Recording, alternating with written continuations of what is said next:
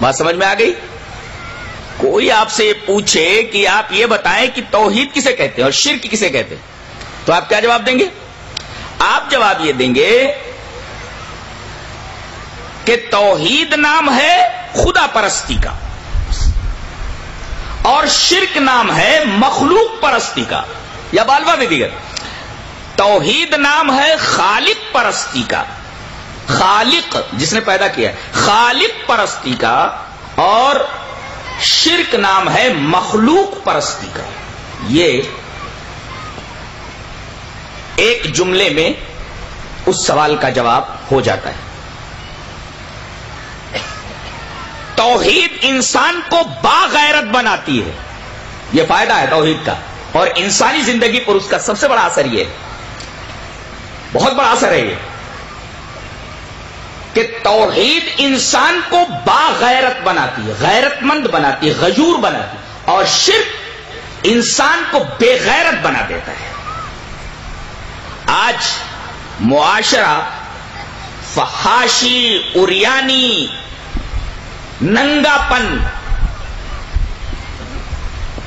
ان تمام چیزوں میں جو ملوث اور گرفتار نظر آتا ہے، اس کی واحد وجہ یہ ہے کہ معاشرے کی زندگی سے توحید نکل چکی ہے۔ اور ظاہر ہے کہ جس معاشرے سے توحید نکل جائے اور اس کی جگہ شرک لے لے تو توحید تو غیرت مندی دیتا ہے سماج کو، شرک یہ تو انسان کو بے غیرت بنا دیتا ہے، اور غیرت کے فقدان کی سب سے بڑی وجہ شرک ہے۔ دلیل یہ حدیث پاک، وان وراد کاتب المغیرة عن المغیرة قال سعد بن عبادة رضی اللہ تعالی عنہ لو رأيت رجلا مع امرأتي لضربته بالسيف غير مصفح فبلغ ذلك رسول الله صلى الله عليه وسلم فقال اتعجبون من غیرت سعد، دیکھیں غیرت کا لفظ ہے، اتعجبون من غیرت سعد واللہ لأنا اغیر منه واللہ اغیر منی ومن اجل غیرت اللہ حرم الفواحش ما ظہر منها وما بطن ولا احد احب الیہ العذر من اللہ ومن اجل ذلك بعث المبشرین والمنذرین ولا احد احب الیہ المدحة من اللہ ومن اجل ذلك وعد اللہ الجنہ، رواہ البخاری فی کتاب التوحید۔ حضرت امام بخاری اس حدیث پاک کو کتاب التوحید میں لائیں۔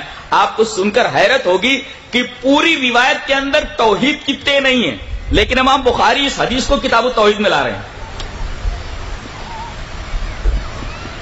پوری حدیث میں توحید کی تے بھی نہیں ہے، لیکن امام بخاری اس حدیث کو کتاب التوحید میں لا رہے ہیں۔ آخر اس حدیث میں ایسی کون سی بات ہے، توحید کی تے بھی نہیں ہے تو آخر کون سی ایسی بات ہے جس کی وجہ سے امام بخاری اس حدیث کو کتاب التوحید کے اندر لا رہے ہیں؟ تو آئیے سب سے پہلے اس کا ترجمہ دیکھ لیں۔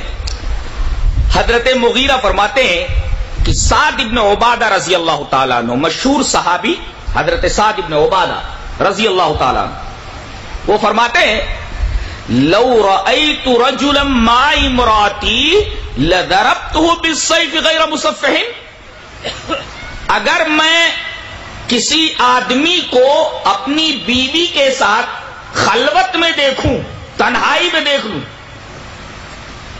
تو میں اسے اپنی تلوار سے دو ٹکڑے کر دوں گا۔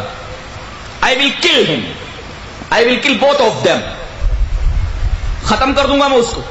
غیر مصفح، معاف کرنے کا تو سوال ہی پیدا نہیں ہوتا، صفو در گزر کا تو سوال پیدا نہیں ہوتا، وہ صرف تلوار کا مستحق ہے، اس کی جان لے لوں گا۔ اگر میں کسی آدمی کو، اجنبی کو اپنی بیوی کے ساتھ تنہائی میں دیکھ لوں تو لضربتہ بالسیف، تو اس کو میں اپنی تلوار سے دو ٹکڑے کر دوں گا۔ غیر مصفحین، اس کو معاف کرنے کا تو سوال ہی پیدا نہیں ہوتا۔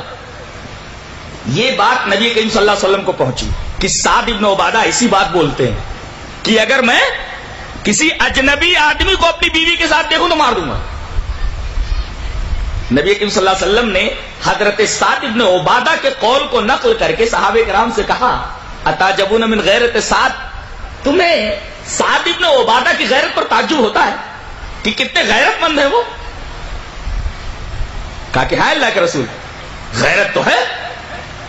کہا آپ نے اللہ کی قسم میں سعد سے بھی زیادہ غیرت مند ہوں اور اللہ مجھ سے بھی زیادہ غیرت مند ہے. دیکھ رہے آپ، سعد سے زیادہ غیرت مند میں ہوں اور مجھ سے زیادہ غیرت مند میرا اللہ ہے. جب ایک آدمی یہ گوارا نہیں کر سکتا کہ اس کی بیوی کسی اجنبی کے ساتھ خلوت میں دیکھی جائے تو بھلا یہ اس کی غیرت کے منافی ہے. تو جو تمام کائنات میں سب سے زیادہ غیرت مند ہے وہ بھلا کیسے یہ برداشت کر سکتا ہے کہ میرا بندہ میرا در چھوڑ کر کے کسی اور در پر چلا جائے، میری عبادت چھوڑ کر کے کسی اور کی عبادت کرنے لگے.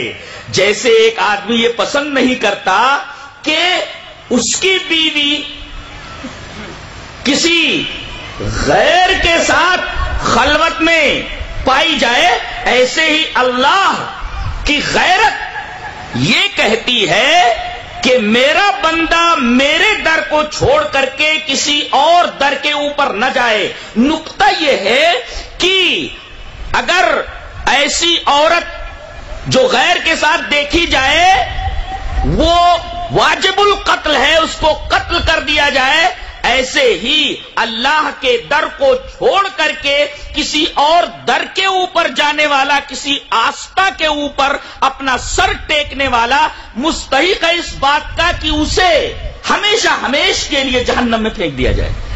جیسے وہ بخشش کے قابل نہیں ہے وہ آدمی، اسی طرح یہ آدمی بھی بخشش کے قابل نہیں، معافی کے قابل نہیں.